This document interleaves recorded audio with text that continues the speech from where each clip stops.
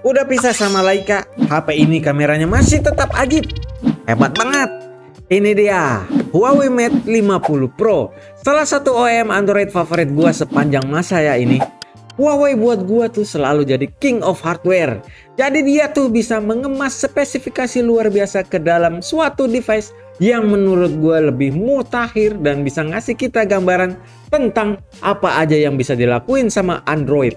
Nah, Huawei sekali lagi kameranya yang jadi unggulan di dalam HP Huawei Mate 50 Pro ini. Mate 50 Pro ini punya kamera dengan bukaan variabel, optical zoom performa tinggi, casing berkualitas tinggi, dan layar OLED yang emang sih bikin harganya jadi mahal. Cuma ada masalah lain nih. Huawei emang selalu rilis HP dengan kamera yang fantastis selama bertahun-tahun. Cuma nih ya, pabrikan asal Tiongkok ini juga telah terputus dari layanan Google selama bertahun-tahun dan mencoba membangun ekosistemnya sendiri dengan Huawei Mobile Services. Cuma faktanya, banyak produsen yang memporting aplikasi mereka ke platform ini. Banyak cara tuh digunain biar aplikasinya bisa berjalan, terutama kalau menyangkut aplikasi populer dari Google. Kadang tuh yang gue alamin malah nggak berfungsi sama sekali. Ini sih yang paling nyesaknya, emang kalau mau punya HP Huawei. Cuma balik lagi sih, apa yang lebih dominan buat kalian soal Mate 50 Pro ini? Rasa frustasi karena keterbatasan di software atau emang pengen punya HP berkualitas tinggi?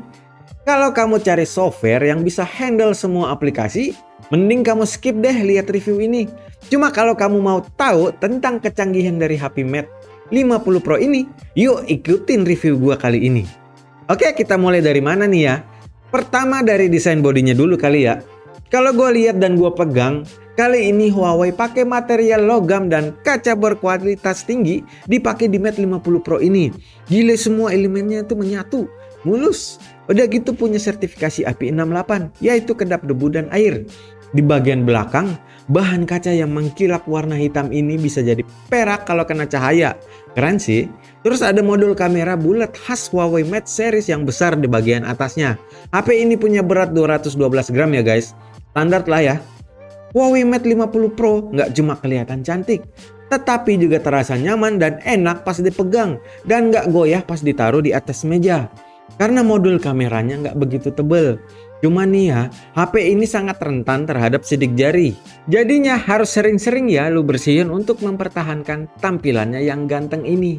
Cuma gua sih prefer menggunakan casing biar jauh dari rasa khawatir.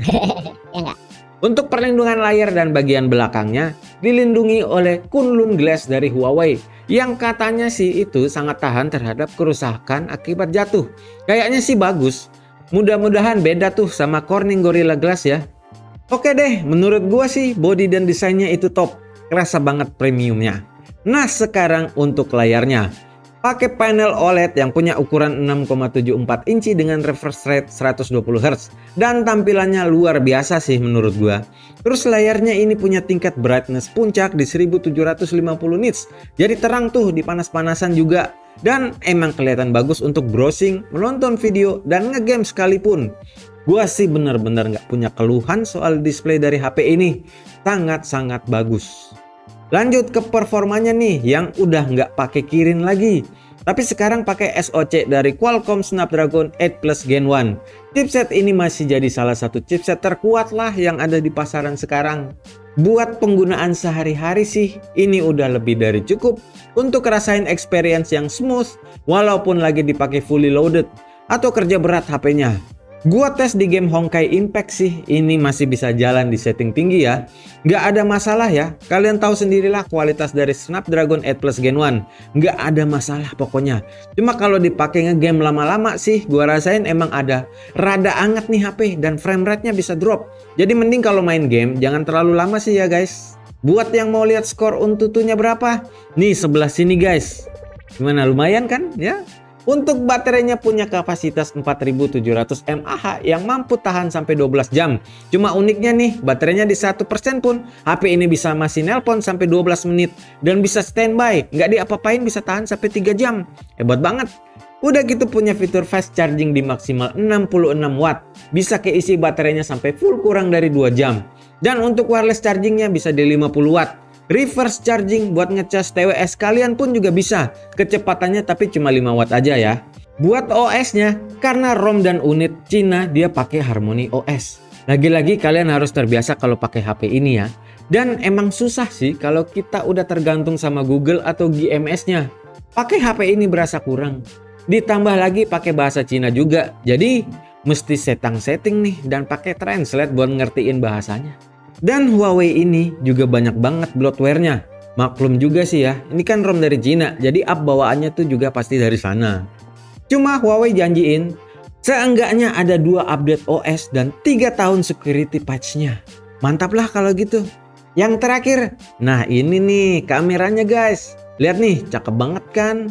Oh iya, sayangnya Huawei udah nggak ngegandeng Leica lagi sebagai tuning image-nya. Jadi Mate 50 Pro ini udah standalone aja.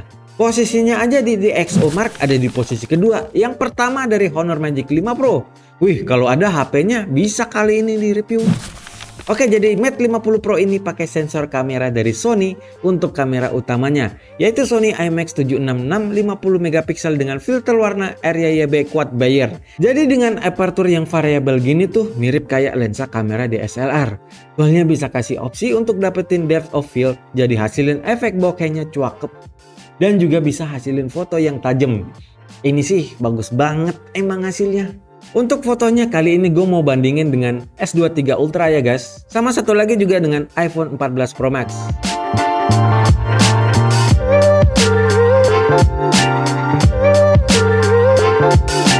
Terus untuk kamera kedua ada periscope telefoto 64 megapiksel yang udah mendukung OIS dan optical zoom sampai 3,5 kali. Pas untuk pengambilan foto zoom juga masih bagus tuh hasilnya. Masih jelas, nggak ngeblur. Ini gua zoom sampai 10 kali ya guys. Lihat tuh detailnya masih dapat aja kan. Terus ada sensor kamera di 13 megapiksel. Sensor ultrawide-nya punya kualitas tinggi yang bisa dapetin sudut pandang sampai 120 derajat. Hasilnya juga masih bagus, detailnya dapat. Warna dynamic range-nya juga lebih luas. Untuk foto malamnya bisa hasilin foto yang gue bilang sih lebih hidup ya di sini. Cuma ada yang anggap pasti ini oversaturasi. Cuma menurut gue ini kok pas. Oh ya, kalau kalian merasa warnanya kurang memuaskan, kalian bisa tuh pakai sistem gambar X-Mage di HP ini. Bisa pilih deh tuh 3 filter warna, ada Vivid, Bright, dan originalnya. Untuk kamera depannya, Mate 50 Pro ini punya dual kamera depan.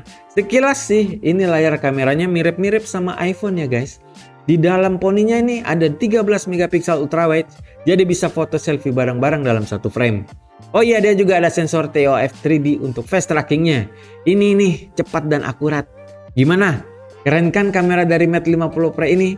Emang bener-bener bagus sih menurut gua. Mending kayak gini sih daripada gandeng Leica buat tuning gambarnya. Iya. Dan emang pantas ada di posisi kedua untuk di DxOMark. Menurut gua kamera Leica emang gak ada obatnya.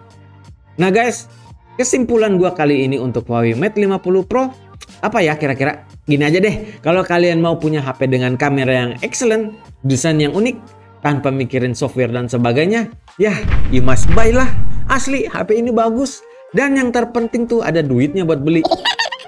Soalnya HP ini available di Teman Ponsel. Ada di harga 16.999.000. Ingat ya, ini second conditionnya. Mau beli, tenang. Link pembeliannya ada di bawah sini tuh. Klik aja. Nah itu tadi review gue tentang Mate 50 Pro. Buat kalian yang mau komen seputar HP ini, bisa nih di bawah sini kalian bisa tulis. Atau bisa like dan subscribe channel Teman Ponsel. Oke? Gue Ian, cabut.